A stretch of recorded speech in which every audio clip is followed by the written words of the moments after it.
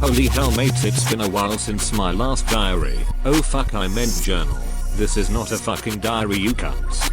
Anyway, I was seshing with my home slices recently when I saw someone posted a remembrance tweet looking back on my first ever diary. To see all the youngsters reminiscing made my heart feel so warm and fuzzy. I knew I had to bring it back. Where did we leave off?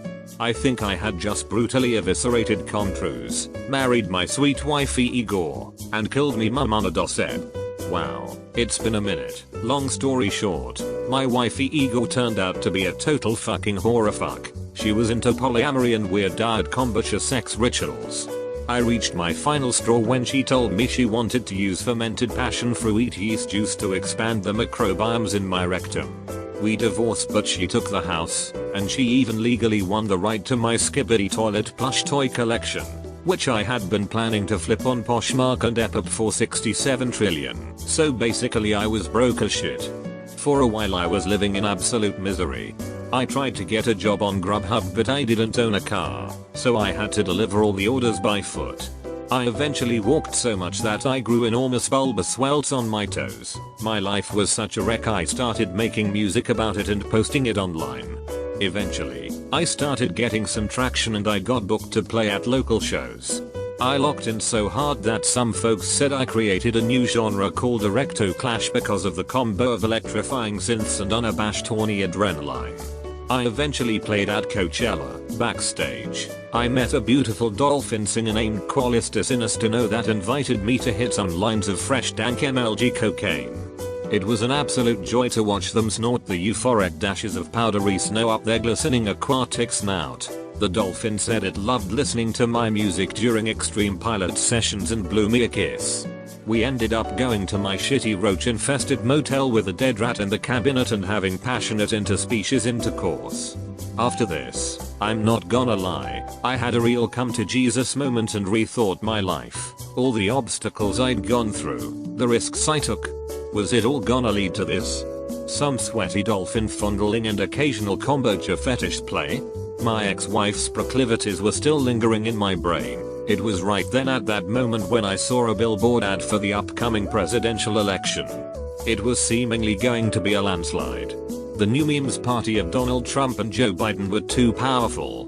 The most abhorrent parties, their campaign was entirely anti-MLG. They were trying to outlaw MLG and usher in a new era of bullshit brain rot lycras and sigma fart zone.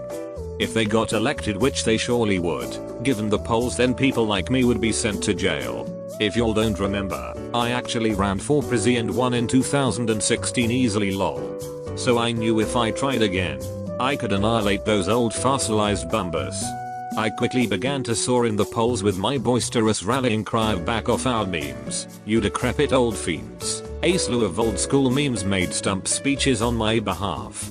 Unbelievably, Donald Trump and his press secretary Elon Musk began to accuse me of shitpost fraud, saying I hacked the algorithmic mainframe and was in cahoots with the Chinese president Glazer Chen 700. But when that only turbocharged my standing in the polls, Don Goldo dropped his dastardly October surprise. He had made secret contact with my son, Cheeky Chaps Jr., who had apparently been systemically abused at the Shrek re-education camp I shipped him off to as a youth.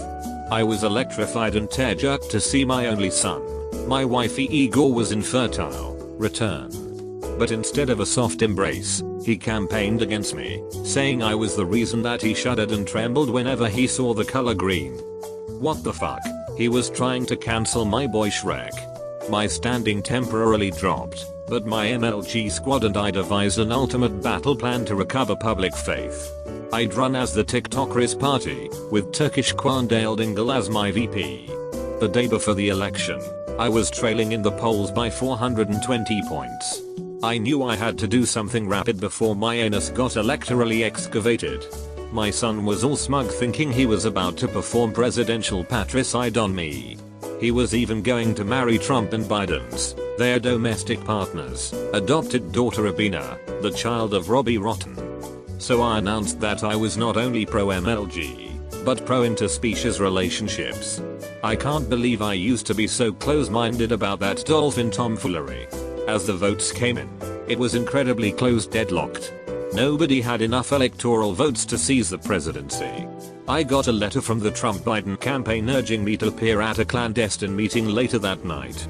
When I arrived at the Gungus Lounge, the only person was my son. He sent me the letter so he could confront me. My son began ripping into me, accusing me of birthing him solely to fuel hot gossip and material for my diary franchise sold out at W.H. Smith's. By the way, he began sobbing about how he had to keep up with me through all the newspaper articles and diaries, how he didn't even know I went to war or became a porn star see past diaries. He said I deserted him. I felt so truly bad. I realized in that moment what a monster I had become. Someone who kills his own mum just because she hooks up with Comtrues, my ex-husband. Lol, happy pride. I tried to console my son by offering him some stale assorted smeg flavored Chex Mix from the pocket of my vintage Yves Saint Laurent jacket I thrifted. But then to my shock, my son said nothing could ever repair the acute psychological distress and hemorrhoids that my failure as a father created. He pulled out a rocket launcher and yelled, "Let's see who's the MLG noscoper now, you know, hope unibrow McDolphin fucker splathead." I screamed no, stop being a fuckhead and put that thing down and explained to him that all my life I never thought I could be a father. It stemmed from my childhood when I always forgot my blunt at home. I was worried that I'd do the same with my son and forget him at Chipotle or some shit. Then we both began sobbing uncontrollably. I hugged him and he said all he'd ever wanted was an MLG idol to look up to. "You treated my life like a shitpost, but all I wanted was to sit around the couch and laugh at shitposts together," he wailed gratingly. I decided to immediately drop out of the election, because I'd finally found my purpose in life.